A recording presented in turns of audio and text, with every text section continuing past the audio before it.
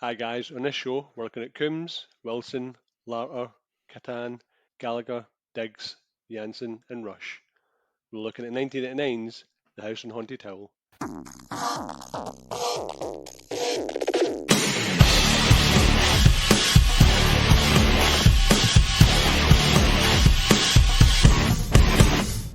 Hello everyone and welcome to another episode of 100 Things That We Learned From Film.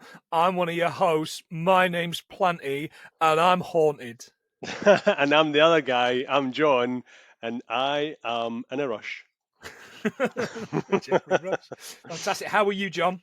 I'm alright, been an exciting week. I've been getting contacted by all the lovely new members and patrons asking me to do things and various voiceovers, so no, it's been interesting, it's been great. Good stuff. So we're going to find you on other podcasts, so we will find out at the end where you're going to be, I guess. But yes, John, you are correct. We this week launched our Patreon. Thank you so much to those that have already signed up for that. At the end of the episode, we will run through who they are and what they're doing. But in just over 48 hours, we've managed to sign up 13 patrons. So thank you so much to those lovely people. And at the very end, we'll give you a name check and promote whatever shite it is you've asked us to promote. Or whatever stuff guys. I can remember to promote. But yeah, that we're actually at the figure, John, to cover our hosting. Yay! So hopefully they'll. Yeah, we have made it. Yeah, so hopefully they'll supply us money from here on in to buy some really shit DVDs. Exactly. to review. Of course, if you're a patron, you patron. I keep doing that wrong. If you're a patron, you get the chance to pick our next film every month. Current patrons, we just throw in a little bonus, a little sweetener.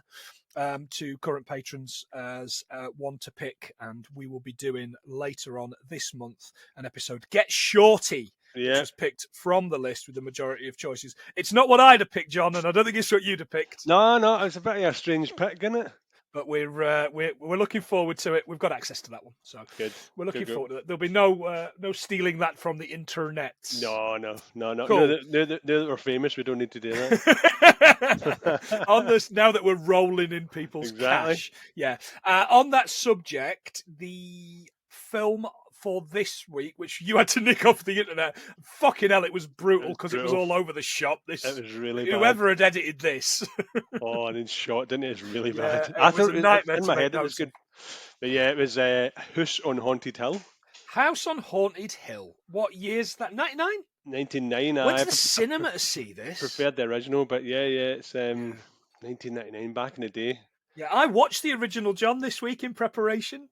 With Vincent Price. Oh, it's brutal. Oh, yeah. But there's basically a lot of him going on about how much he hates his wife. There's a lot of shots that are quite blatantly nicked from that film, like the cars all coming up the hill, funeral cars all coming up the hill, it's there. And a few of the lines as well are kind of nicked as well. Oh, really? I was like, oh, this isn't so bad. I found it on a free streaming service that had 7-minute adverts every 10 minutes. It was the one I found. The one I found was the original, but I had to acquire the 1999 version. It's crap. What else could we have been talking about in 1999? Okay, usual start with crappy Magnolia, which was born as shit. I hate Magnolia, and everyone goes on about it. I don't rate it at all. God, it was a girl power back then. So Girl Interrupted, Cruel Intentions, the updated one with Sarah Michelle Gellar. That salivary kiss. The Mummy. Which I actually really liked. The Mummy's okay. It's just people don't stop going on about the fucking Mummy. Let it go. Let it go. Is it by Thor's Hammer? Galaxy Quest. Oh, by Grabthar's Hammer. By Grabthar's Hammer. Grabthar's Hammer. Absolutely. Big Daddy. Actually, there's a quite good. Big Daddy's okay, I guess. And American Beauty. Oh, American.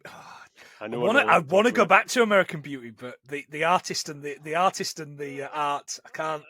But we've talked about this a million times. The artist formerly known as Kosher is not Kosher anymore. And end on a high, The Matrix.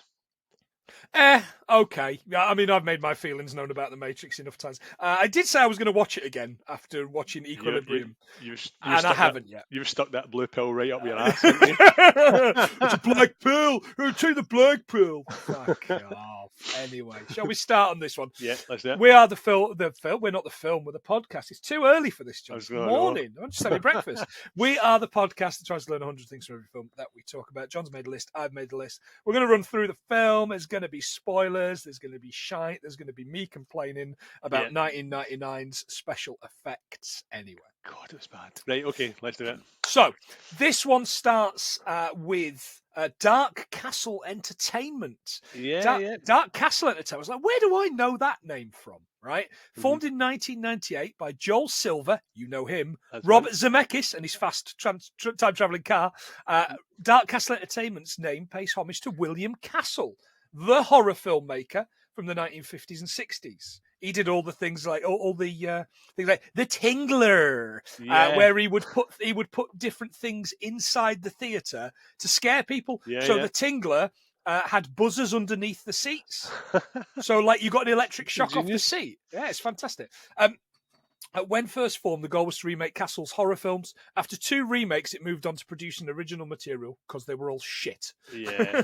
Along with remakes. I know I looked this up, so it was Rock and Roller, Losers. Saying that, it done House and Haunted Hill and House of Wax and 13 Ghosts. 13 Ghosts is the other Castle film at this time. Same year, which I would argue is marginally better. Just slightly, special effects wise, there's more to it, but yeah. I think, were we not meant to believe in that film that was she called Shannon Elizabeth from the from American we were meant Pie. To believe she's a virgin. Nadia. We've just seen her in American Pie. No. No 13 ghosts, bad 13 ghosts in your bed. This stop motion titles bit. Yeah. Jesus, Ray Harryhausen was turned in his grave, in spite of the fact he wasn't dead at this point.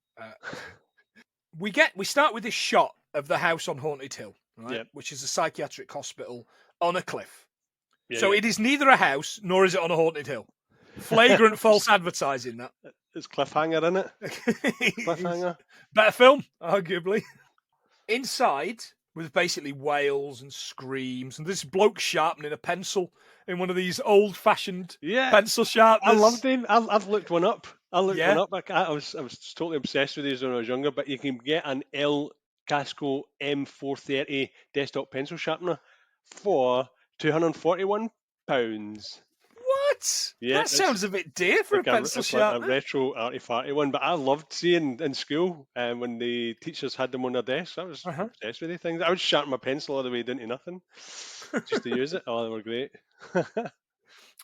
Pencil sharpeners are also referred to as pencil pointers in America, apparently, or in Ireland, for our Irish listeners, pairers or toppers. What?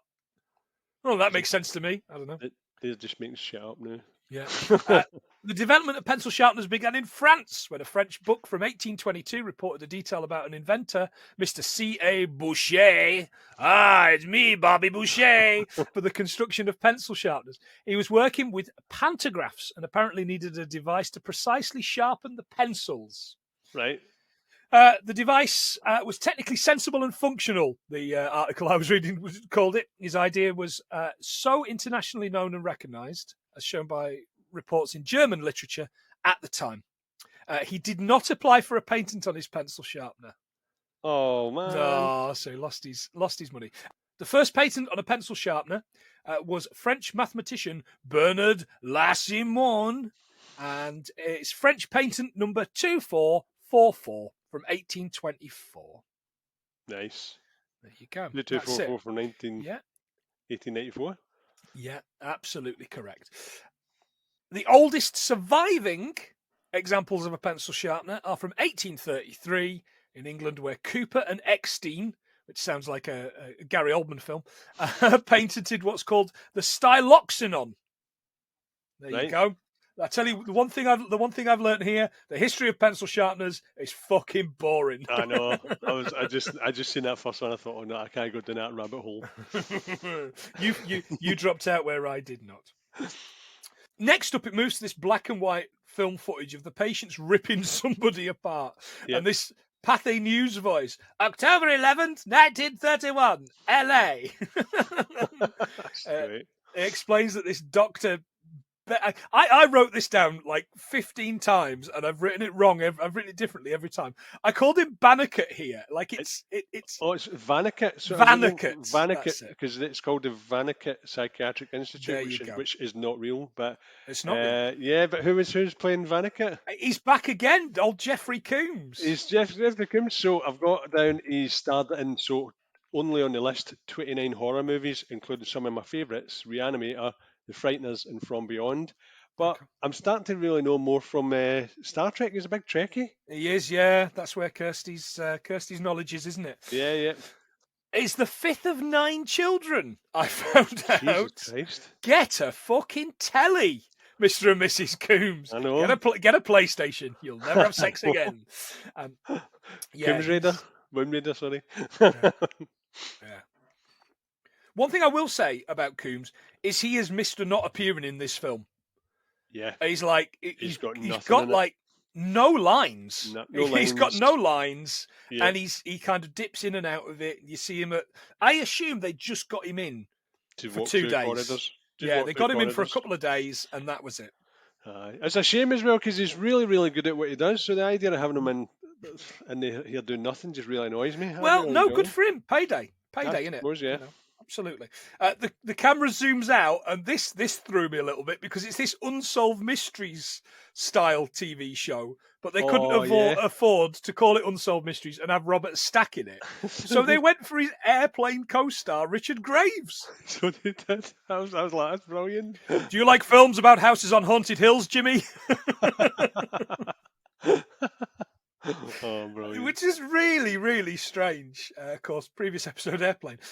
Watching the show in the bath is Famke Janssen. Famke Janssen? Yeah, and I don't think that's it either, John. Ivana Humpalot? No, it's not her, is it? Well, it's given her an idea. I assume the idea is for her to kill a man with her thighs, like in GoldenEye. That's that. What was her name as well? Was it Ivana? No, it wasn't Ivana Humpalot. Yeah, it was something really fucking arbitrary. Doctor fucking Christmas or whatever.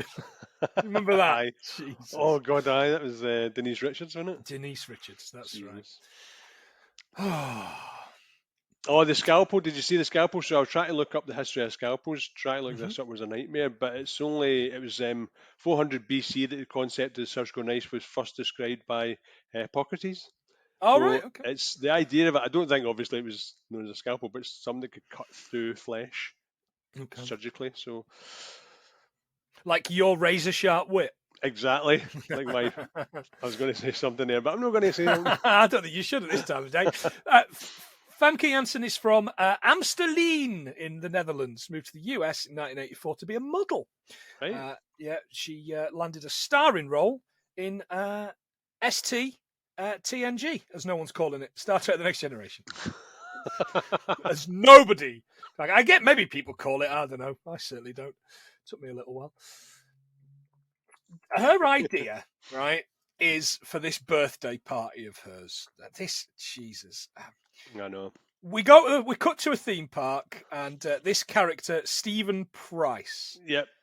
Geoffrey Rush. Yeah, which is really surprised at this one. This blew me away, the fact that he allowed himself to do this role. It's just not him, but you've got to start somewhere.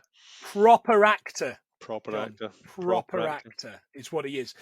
Geoffrey Rush, of course, you know him because he is Oscar winner for Shine. Did you ever see that about the pianist, Australian pianist guy with the mental health disorder? No. It's just very good. Barbosa for me. Barbosa. Oh yeah. You like films about House on Haunted Hills? Well, you're in one. Brilliant. Give that any thought at all. That was good. I enjoyed that one. He's basically this character, Evelyn's husband.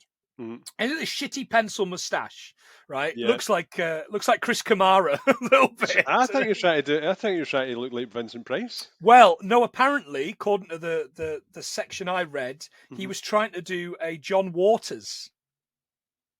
Oh, the director? The director, John Waters. Right. But then it was kind of noticed he looks like Vincent Price in the film. And I was like, okay, I can go for that. Yeah, give him that. He's being interviewed by this kind of newscaster, isn't he, for Yeah. his new roller coaster, Terra Incognito. You kind of like, that's pretty fucking big and scary for an incognito thing. I don't know who she was, but I certainly recognise the cameraman in the background. I'm sure he was like in Buffy or something. It's Spike from Buffy, Is John. it Spike? Oh, God. Spike from Buffy.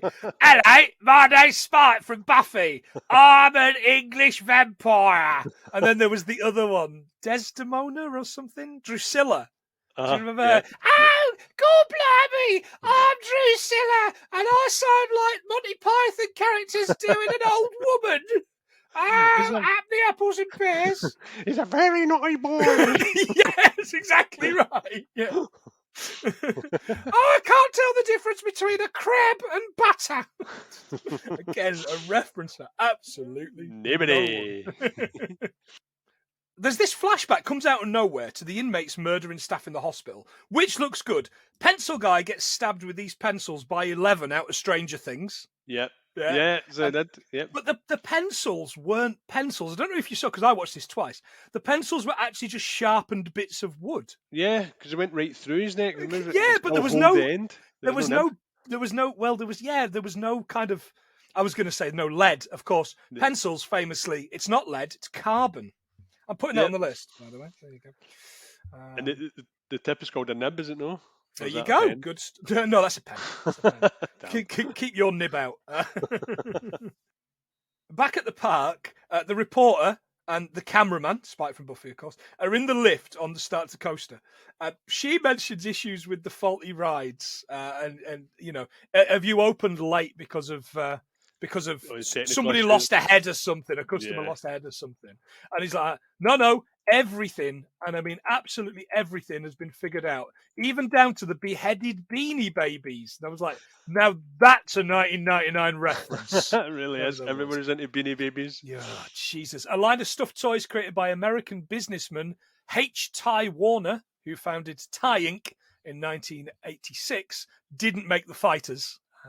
The toys are stuffed with plastic pellets or beans rather than conventional soft stuffing. They come in many different forms, mostly animals, and the most expensive one is called Large Wallace, which is a big teddy, and his squad, 2 smaller teddies. And apparently bundled together, these were valued at a starting bid of $600,000. Jesus Christ! In the 2000s, I've no idea what they ended up going for. I couldn't find that, but yeah.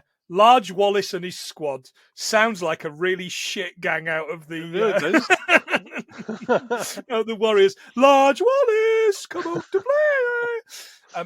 I tell you what, I do remember. There was a Princess Diana one after she died.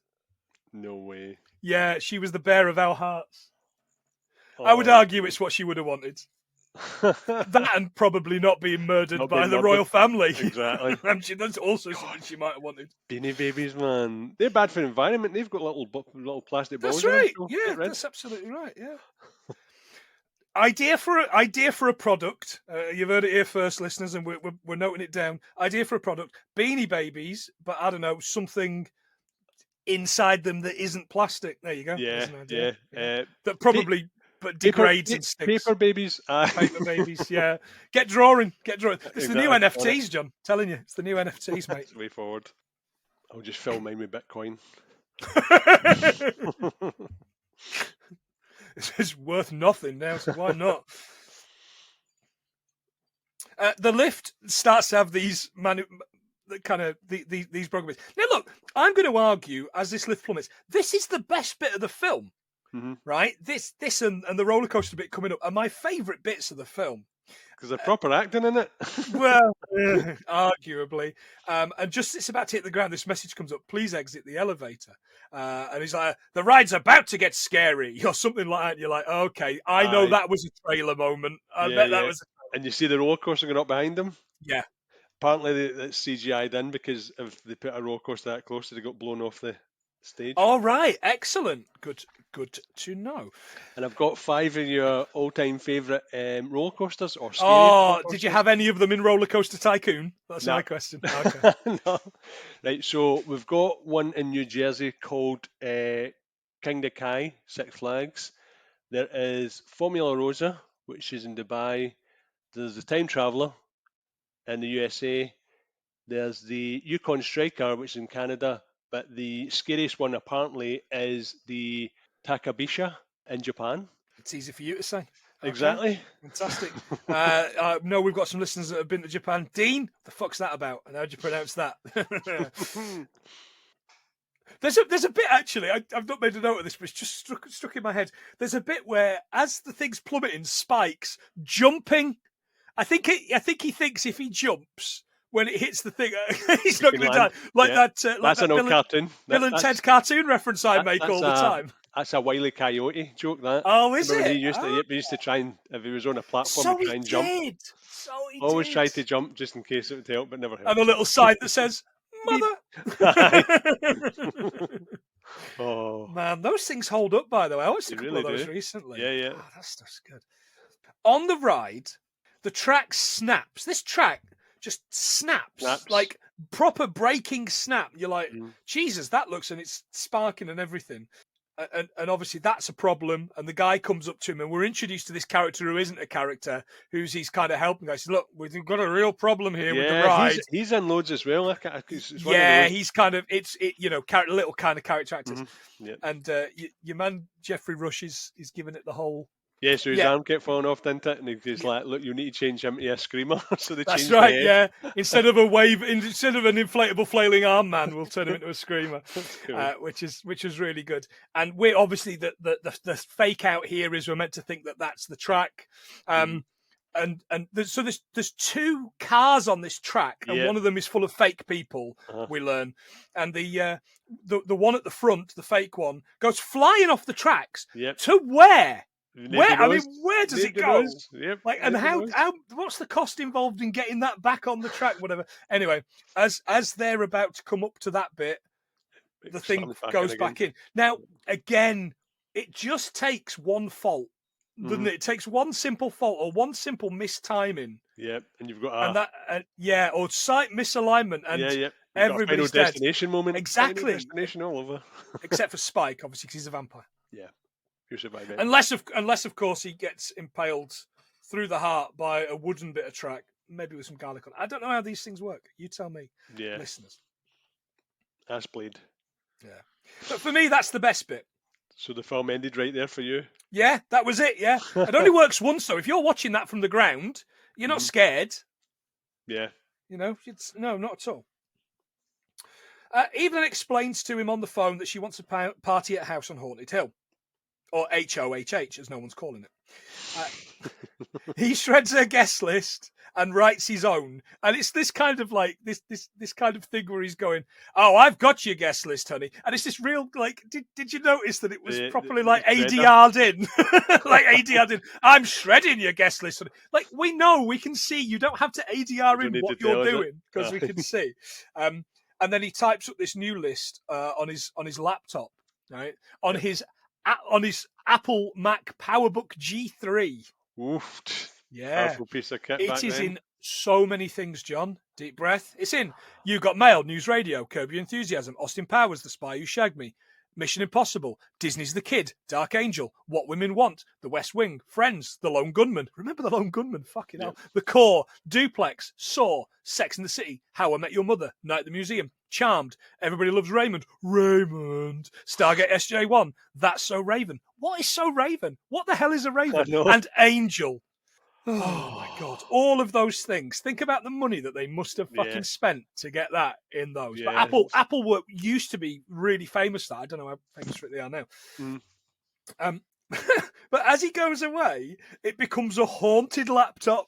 Just deletes everything and just puts some other names in. I'm like, okay. Yeah, okay. Good for you. Although, did you see it? Was there a shadow? I'm sure a shadow went over. It was a bit weird. Yeah, that's meant to be the darkness from the thing, isn't it? Darkness! Darkness! They should have never give you money! I'm Rick James. Anyway, moving on from fucking 20-year-old sketches. I mean, that's all we do, really, isn't it? Yeah. So, yeah, I was kind of like, how does that work? Later on, somebody explains how it might have worked to people in 1999 that didn't have the internet. Anyway, we see these guests arriving to Marilyn Manson's version of Sweet Dreams. Yeah. Right? Now, I thought to myself, what we could do here is we could do some facts on Marilyn Manson, because we don't know anything about him. Yeah. But arguably, we know enough about him. So what I did was I listed 3 things that I found out about Marilyn Manson that aren't true. Right? All right, okay. Number 1, he was that kid, the older friend, the friend of Fred Savage in The Wonder Years with the glasses. You remember that rumour? That went around for years and years. It's not true. Number 2, he's had a rib removed so he could suck his own dick. Apparently not true. If you remember, that's also been a Michael Jackson and a Prince rumour, although arguably you can imagine it would be true. And third and finally, that he's a really nice, upstanding human being is also not true. Yeah, it just comes across as a piece of shit. Apparently, he started that as maybe a bit of a joke, but I don't know. What, the being a piece of shit? No, being a bit of a piece of shit is probably the realest part about him. But the actual, when he put the band together and all that, it just started to push the envelope.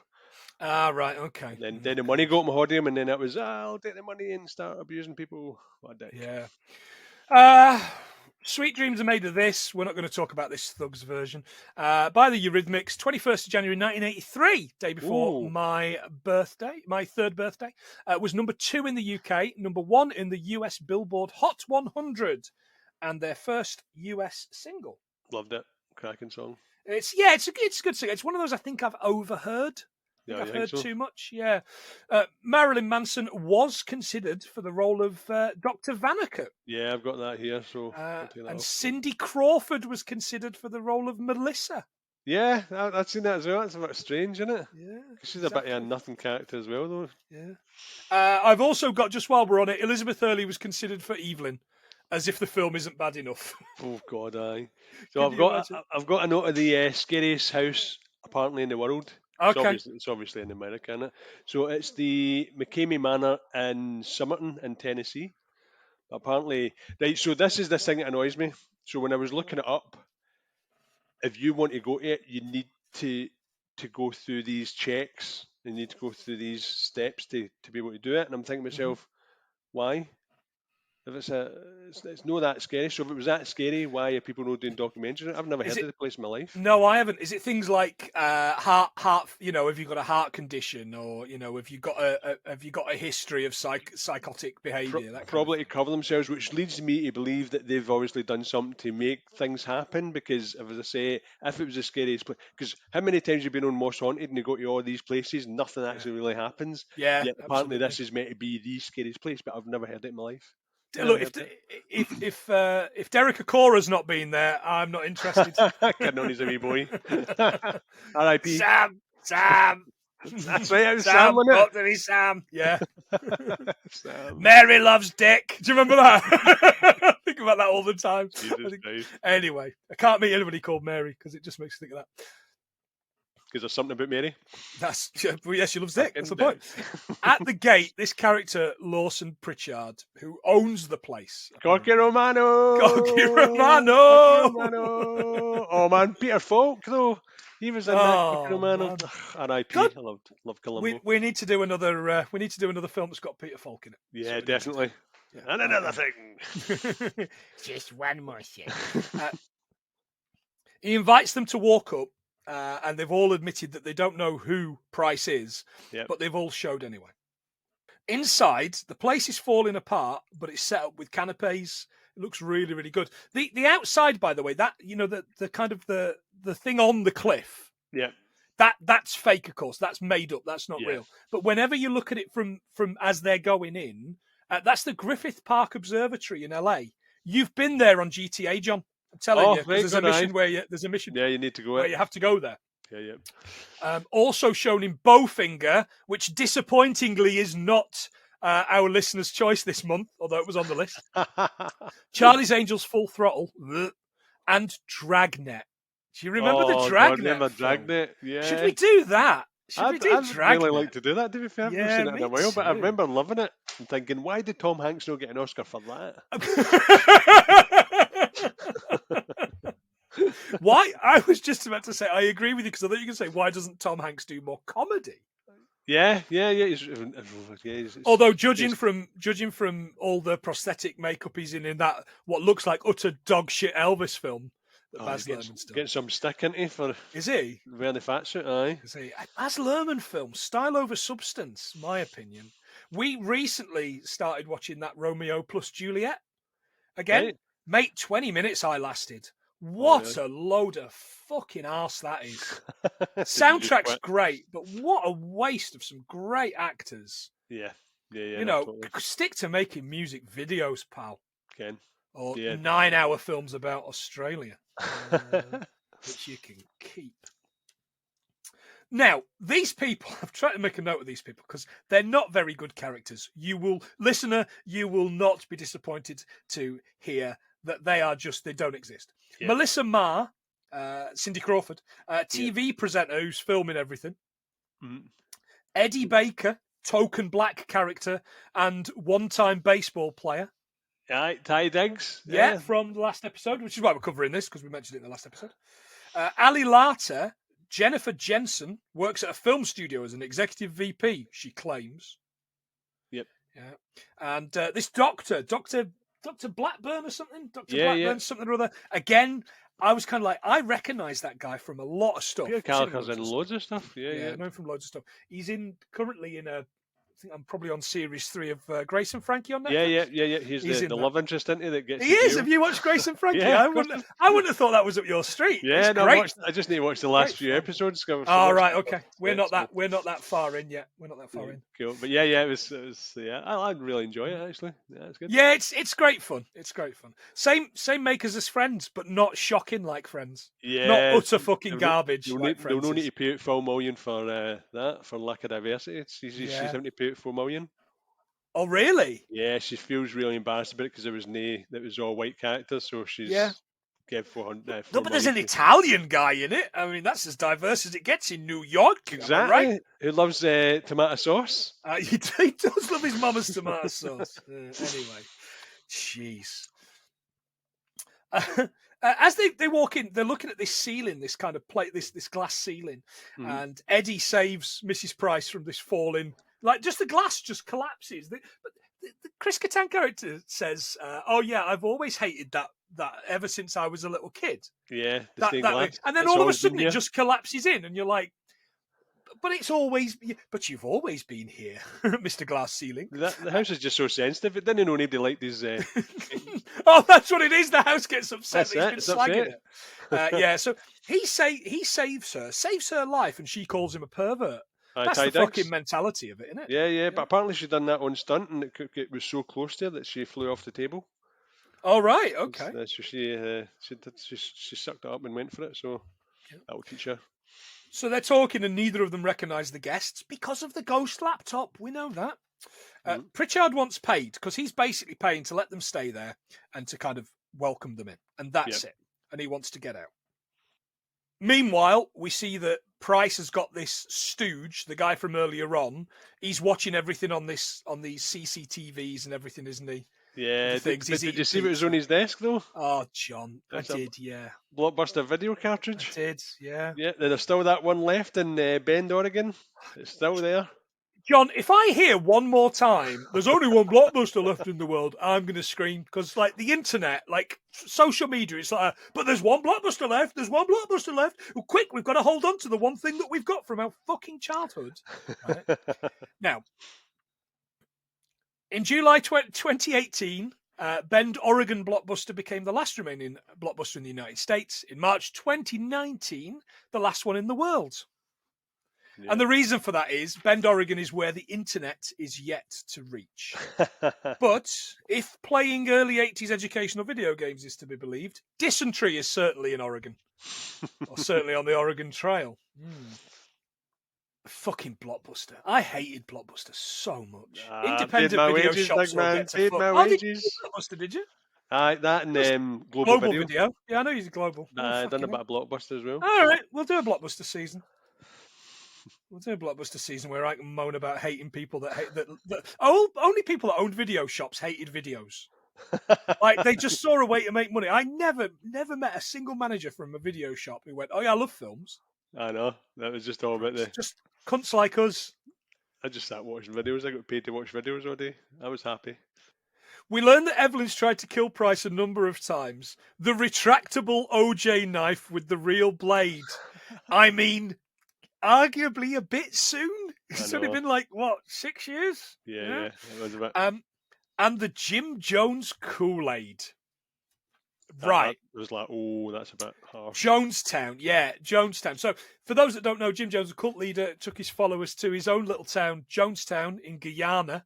It looked like Butlins to me in the videos that I watched. Made it look like such a nice place. Butlins, but for nutty religious people. Over 900 people died either by drinking cyanide-spiked drinks or being injected against their will. Now, here's the thing that will surprise you, because it surprised me and maybe some of our listeners. Everyone talks about this, mentions the Kool-Aid. But here's the thing. The product that was actually used was called Flavor Aid. Flavor Aid. H2O. Flavor Aid. Made by Gelsert. That sounds like a disgusting... That's bogging.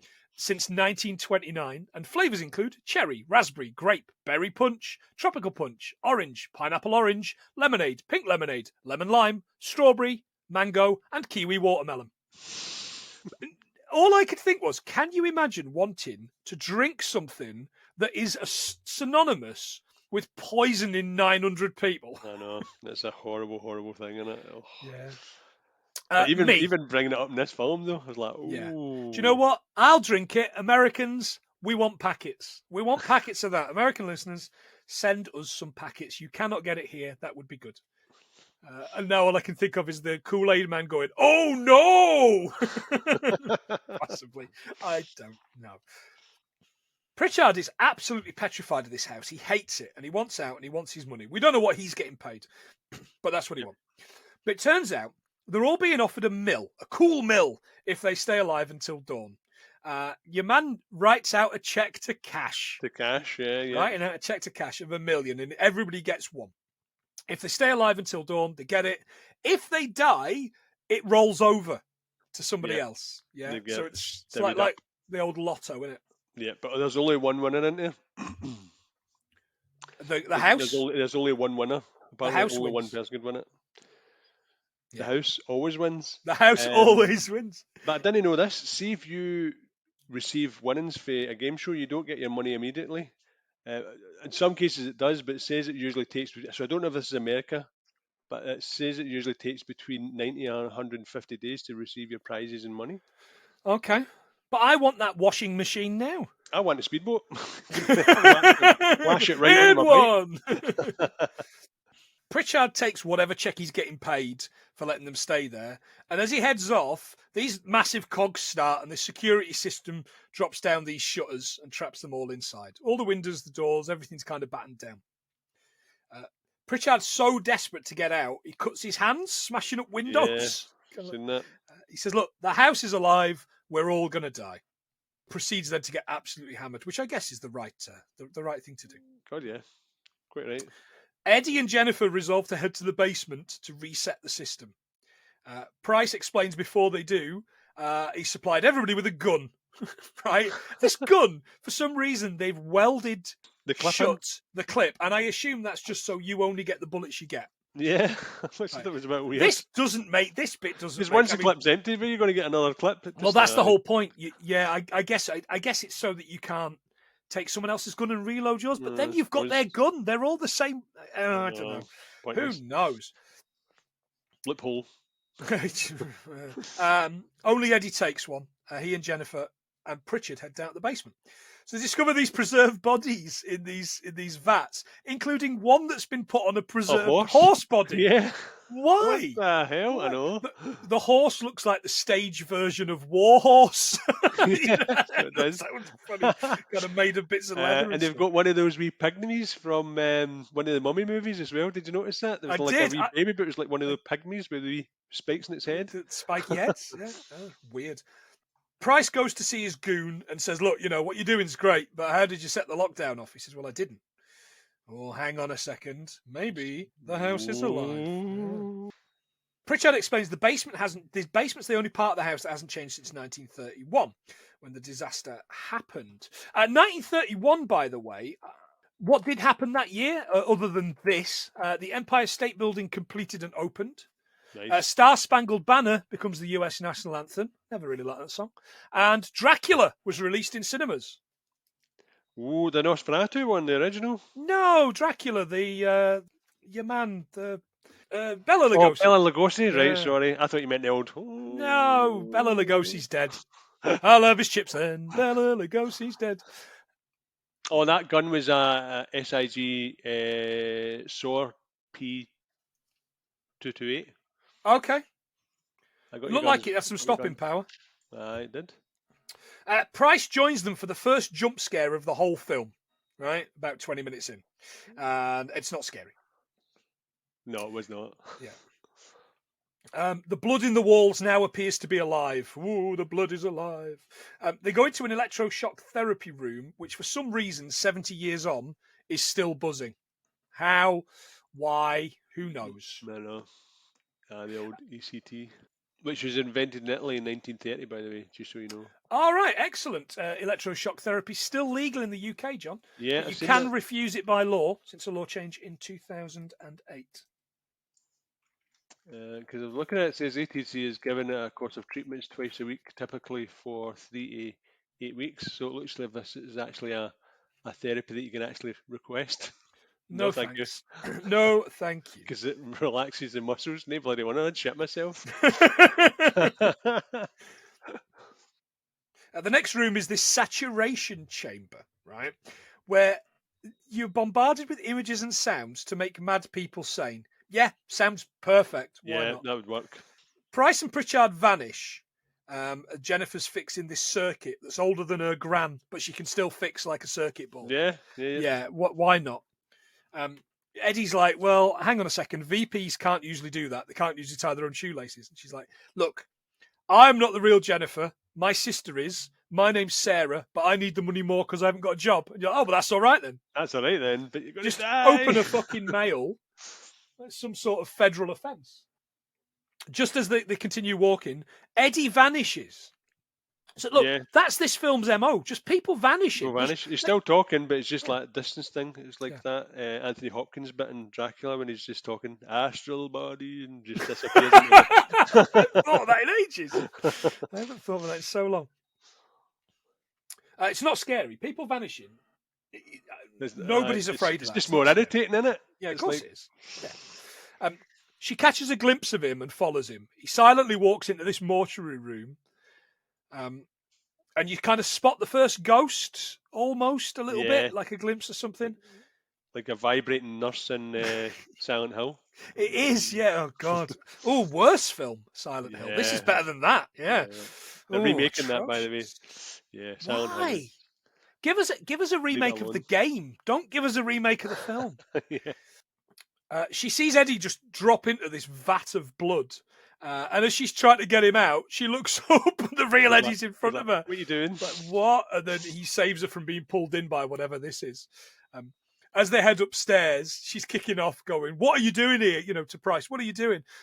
It's a tank of blood the size of a Buick. A Buick in 2017, Buick sold more than 1.4 million vehicles worldwide, a record for the brand. The main market is now China, where 80% of Buick branded automobiles are sold. Right.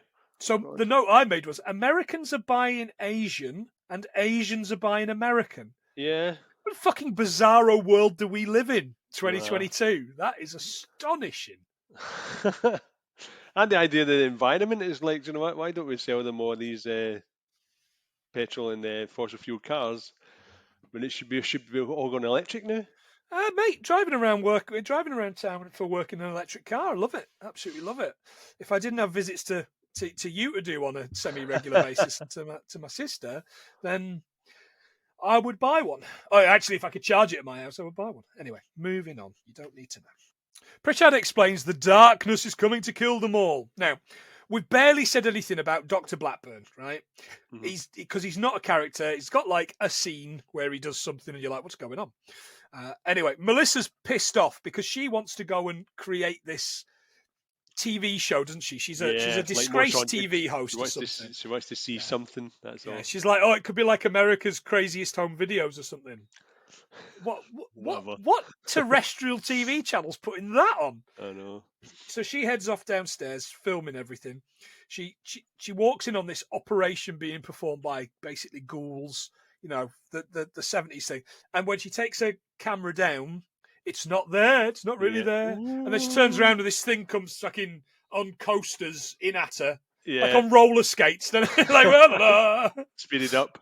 Yeah, I was trying to get the make of that camcorder because I remember the Hi8 camcorders. John. Don't worry, I've got it. It's a Sharp ViewCam Hi8. That was that. Yeah. Sony introduced Hi8 tapes in 1989 as a competitor to SVHS.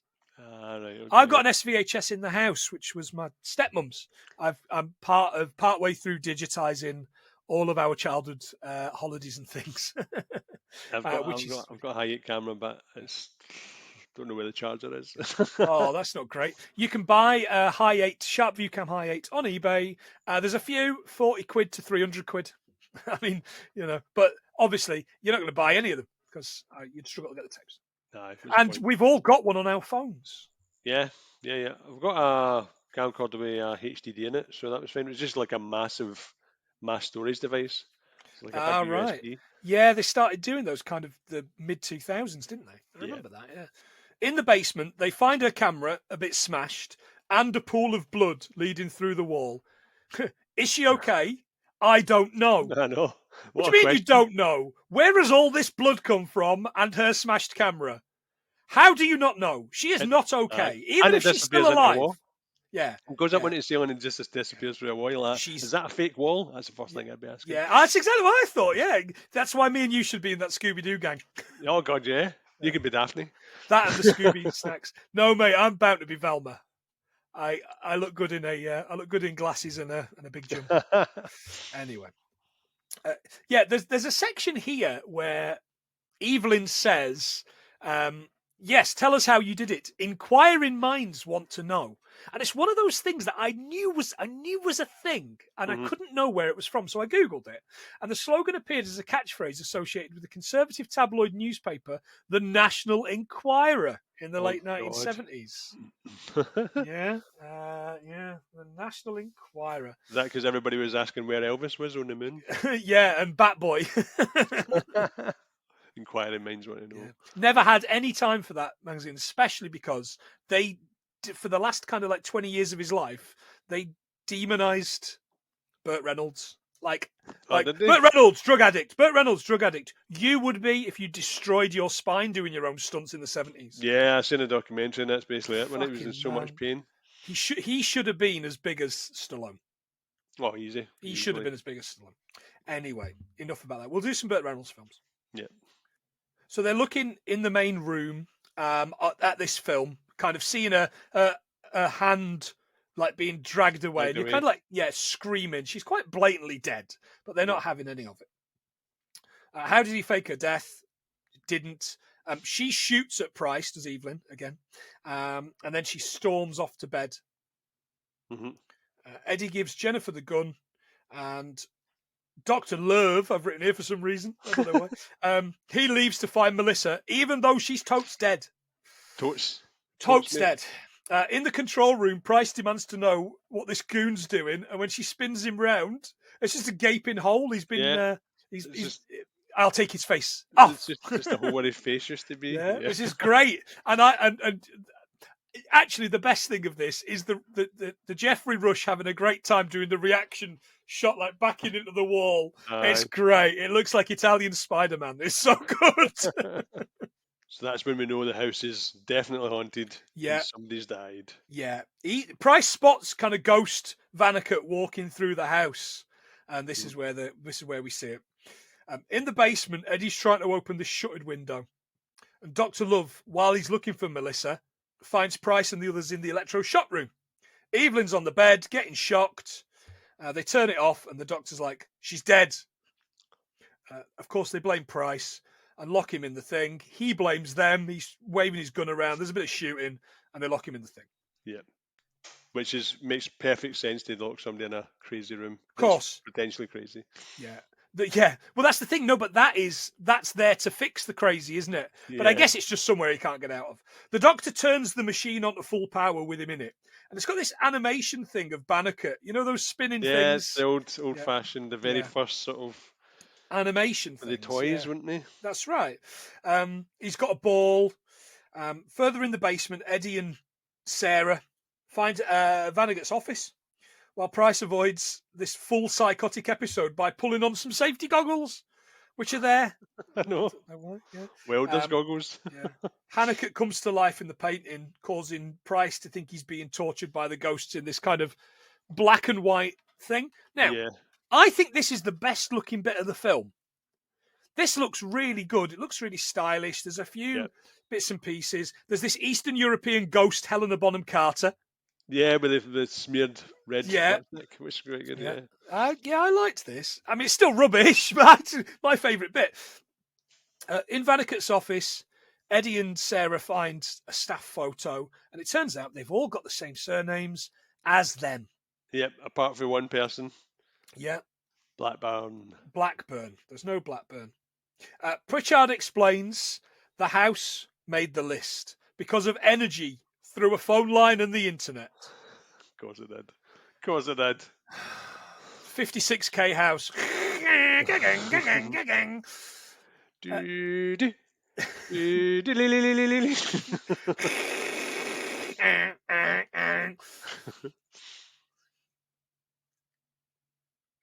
That bloke from Police Academy, We Are Not. I know. The doctor's dial up to the property. That's his way forward, isn't it? Dial up to the property. The doctor's inspecting Evelyn's body. He kisses her on the lips and then injects her to bring her back to life. And all I could think was, previous episode, Hot Fuzz, perhaps some poison doth still linger on his lips. Da-da-da-da-da-da. Love me, say that you love me. That's brilliant. What a brilliant way to end that show. But for listeners, I did the movements as well. They run really through a scenario together of Price being killed. They're in it together. But she says, we need another body for people to believe that he's the killer, for them to kill him. He's like, well, where will we get one of those? And she stabs him to death with a scalpel. Scalpel, dead. And he's not having a great time with it. Eddie, Sarah, and Pritchard head down the stairs to find the doctor when they realise he's not come back. Meanwhile, Evelyn lets Price out, and he falls to the floor. Is he dead? No, he just needs a bit of a lie down after that moment, didn't he? This is yet another bit in the version, again, behind the scenes here. Another bit in the version that we watched where it was all mixed up. So it's kind of skipped around, didn't it? And it was all over the shop. So my notes don't make a lot of sense. If there's any points where my notes don't make a lot of sense in an episode, it's usually because I'm a fucking idiot, right? But in this case, it's because the version that John had picked up. And there was a bit where I was kind of watching it, and I messaged you, didn't I? I think on Tuesday night. I was like, John, we're going to have to quit this. We're going to have to do the faculty instead. And then I was like, no, fuck it. We don't need to. It was actually, I think it felt as if somebody was watching it on a DVD and the chapter select was all over the place. Because it chopped back into itself. But we got through it. I think someone's edited out a lot of the foul language. Because there's not any bad language in this film, really. There's a fuck. Is there? Hey! They discover blood everywhere, looking for Blackburn. And they can't find it. So they decide that they're going to go and find Price in his thing, because the only person that could have murdered was psychotic Price, who was trying to murder people anyway in the last scene. So they go back to the chamber, and Blackburn's in there. So they open it to let him out, and what do they find? Just his head and shoulders. But he doesn't have dandruff, so that's fine.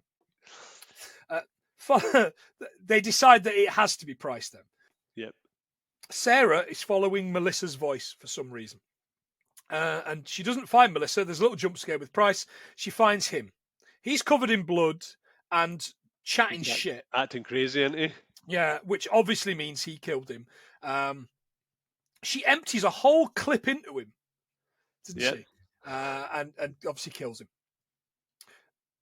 they all then piss off now they've discovered that he's dead.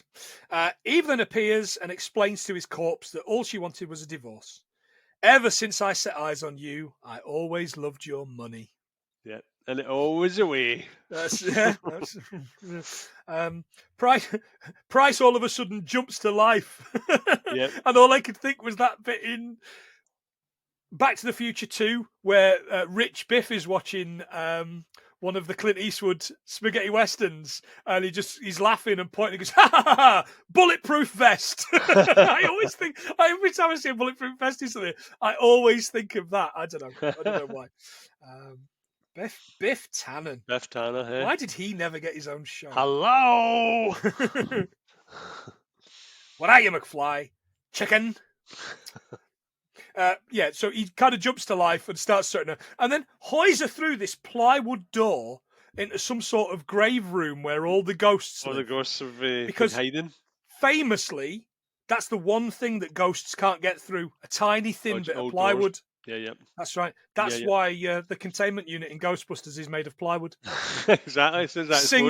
Single thickness ply. Yeah. Famously. Styrofoam. Jesus. You'll never defeat Gozer. Yeah, we will. Yeah, we will. One of us is a carpenter. I just brought a new telly. There's hundreds of styrofoam in it. Let's travel them in there. So these ghosts devour her. Like they come through some sand, and then they come up a wall, and then they grab her and devour her, and it looks like shit. She just melts into it. It doesn't look great at all. Into a mess, yeah. It doesn't look great at all. The best effects. But then it just starts to chase everybody else, doesn't it? Yeah. Now it becomes a ghost chase, right? The rest of the film is just a fucking ghost chase for the last kind of 15 minutes or so. He absolutely runs for his life because Evelyn is now part of the ghosts and she wants his soul, she says. Yeah. He comes to a door. He's running up these stairs to this door where this handle falls off in his hand. Of course, why not? And he's banging on the door. On the other side of the door, the others are trying to get out. So Pritchard runs back, opens the door just as the ghosts are coming at the door. For some reason, Geoffrey Rush's character dives out to the right wall cavity. Yeah, absolutely. Because again, all the walls are plywood in this film. Yeah. And as he opens the door, Pritchard gets ghosted. So it is. Gets properly done. Gone. Yeah.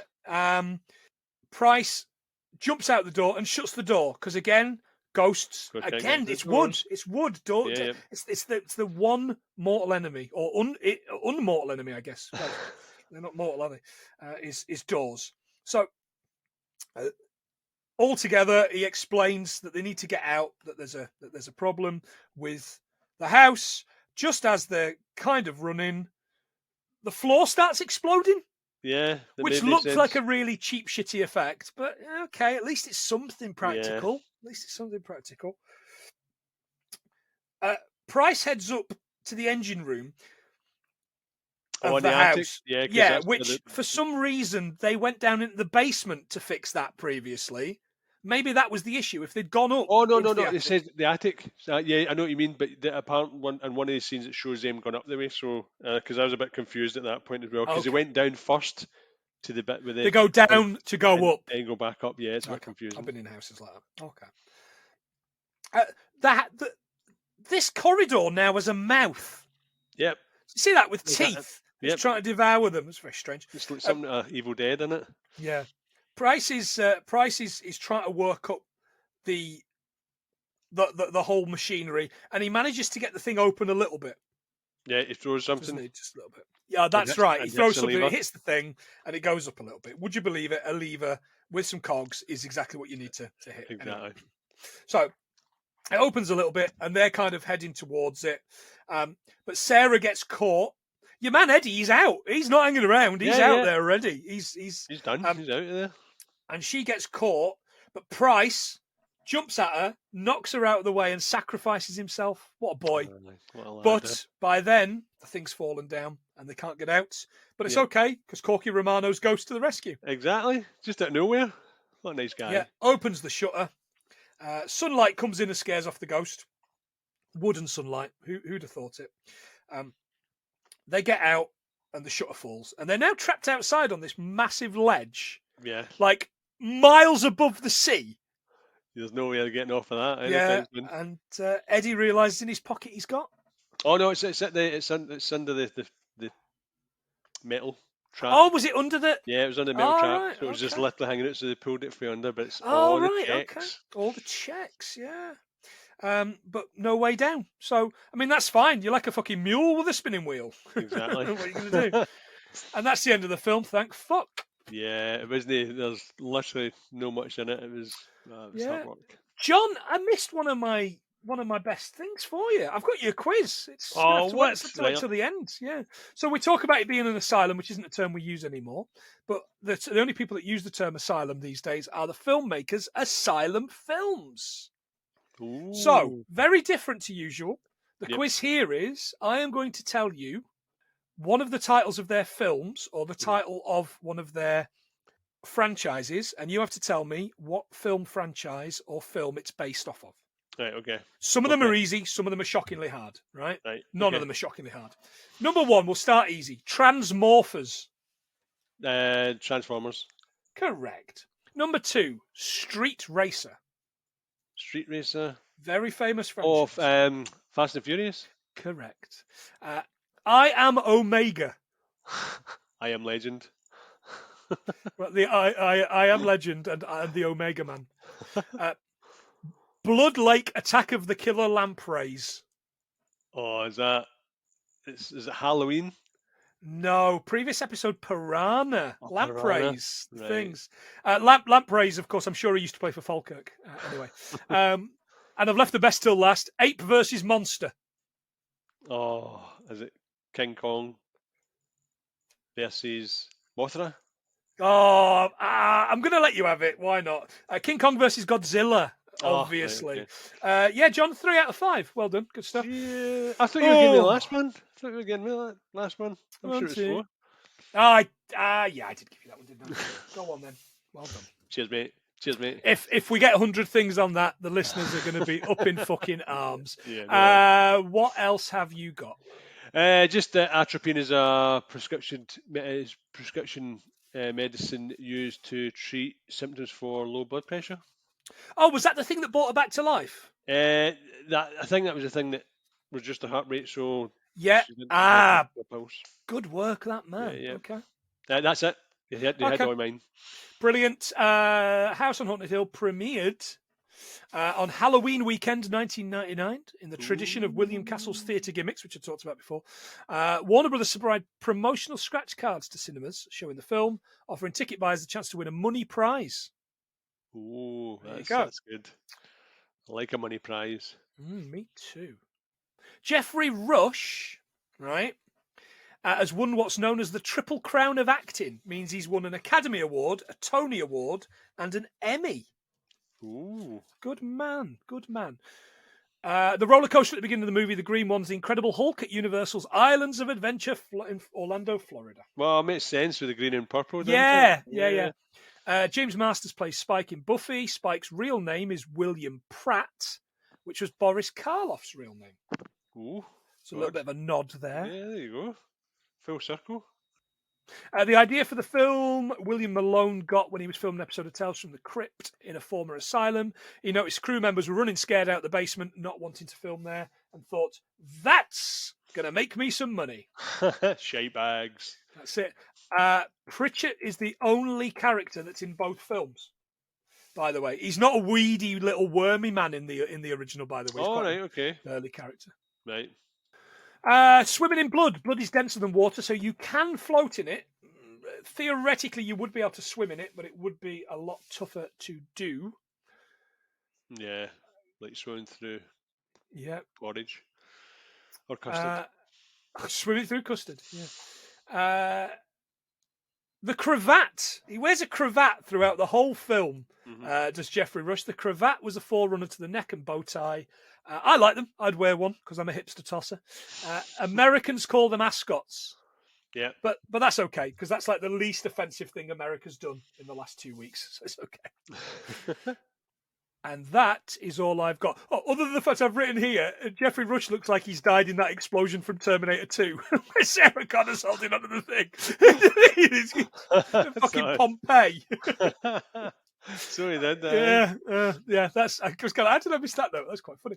Right, that's all I've got, John. How did we get on? Oh God, I'm not too confident with this. I'm thinking mid-70s. Oh, down. Mid-60s. Yes. 68. Oh, 67. 67. 67. Yeah, it was piece of shit. once they were locked in that house, there's very, very little to go with. Because as you say, 15 minutes of that is them getting chased all about the house. It's just a lot of build-up. But yeah, in my head, it was a lot better than it actually was. Yeah, we could not be helped by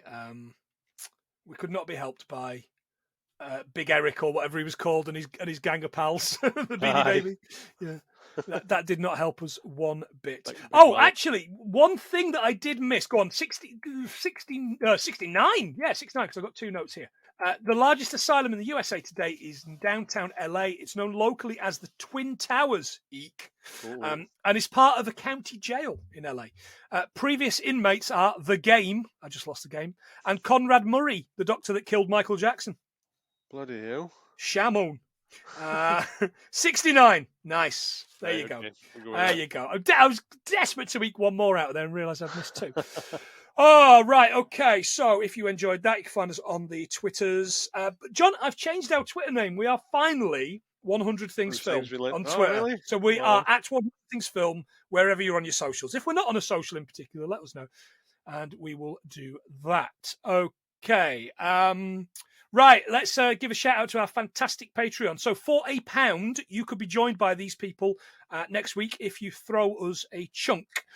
For £1, you'll get the chance to vote on an episode, and you will get us to say your name when no one is around you. Say, baby, I love you. Right, Joe Higgins from Hallmark of Greatness. Not just from Hallmark of Greatness, dear friend, and previous episodes. I was going to say Swing It Like Beckham. That's a very different thing. He's lovely. His podcast's brilliant, and I'm on it every fortnight. Punk from What the Fuck Do You Want? You know him. He's angry. He was on Blues Brothers, and he's a lovely man. He was brilliant. He was fantastic. Saz McLaren. Hi, Saz. Andy Goodwin. That's Biggie. Biggie. Right. Okay. I'm gonna put all these guys together while I think on. So there's Biggie, there's Stig, and there's Gadget. They are from the fantastic Modern Escapism. John, you don't listen to Modern Escapism, and I really think you should. I think it's right up your street. They do films. They do movies, they do TV shows, they do games, they do everything. They have a different topic every week. I'm driving a lot, so I'll make it happen. Yeah, I was on a couple of weeks ago and I introduced the idea of multiverses. We wanted to know what multiverses you did. They are brilliant, but they also do a fantastic, super brilliant, amazing Dungeons and Dragons podcast. Do Dragons Dream of Scorched Sheep. All of this is free, or you can get it all as part of their Patreon bundle as well, which I pay for. Really, really good. And Gadget is going to be featured on this feed in the coming weeks as the DM for a little special Dungeons and Dragons thing that I have done with Joe and with Dean and with Punk. So yeah, it's so fucking incestuous, this, isn't it? Geeky, so incestuous. Geeky. Yeah. Mono and Kira from Mono Rants, guys. We love your podcast. They talk about The Boys. That is like the best series on Amazon at the minute. Yeah. They are fantastic. They blether some shite, but they are lovely, wonderful people. And when The Boys isn't on, they talk about films. Ian Graham from the Cult Connections podcast, you know him because he's been on as well when we talked about the Stain of Destiny. Yeah, fantastic guy. Gavin McGill, he is doing Kilt Walk, regular listener. He's doing Kilt Walk in Dundee coming up, and he would love you to donate. You can get him at GavFFC on Twitter, where you'll find a link to his thing. He's going to walk 25 miles in a day. It's not quite Proclaimers, but it isn't far off. Gavin Belson, friend and previous guest of the podcast, certainly the music podcast. Unhinged friend. Unhinged friend. Handsome, though, isn't he? Is he good looking? Yeah, that guy. Man, when I finally retire from this, you two could do this, and you could be the best looking podcast out there. He's a nurse. He's lovely, and he's one half of Be There with Belson. His brother's a tight bastard and doesn't give us any money, but he's a lovely man. Josh Wilson, super familiar with the Wilsons. Fantastic bit of couples therapy, I call their podcast. is probably a bit disingenuous, and future star of this podcast. Phil Fairish. You know Phil Fairish. We did lockdown quizzes with Phil. Lovely guy, great guy, and our first Patreon. And Rachel Plant, you know her. She, long-suffering, has to live with me and listens to this podcast regularly and pays me money. So that is good. Oh, I can imagine how knackering this is going to get as it goes forward. I might just do a one-er and pre-record it. Yeah, or just doing the new ones that join. No, because that's not what the job is. That's not what we said. That's not what we said.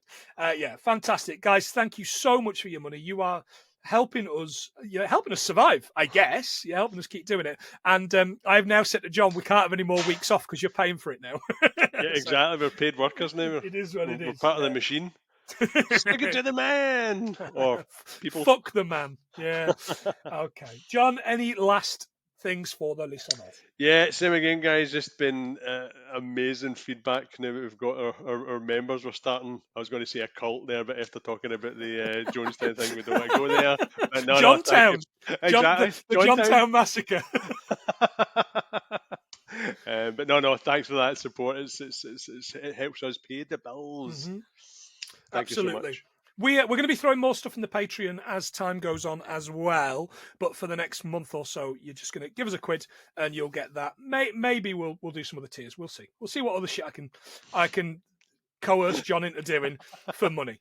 But for now, thanks, guys. It has been 69 nice things we learned from House on Haunted Hill. See ya. See you guys.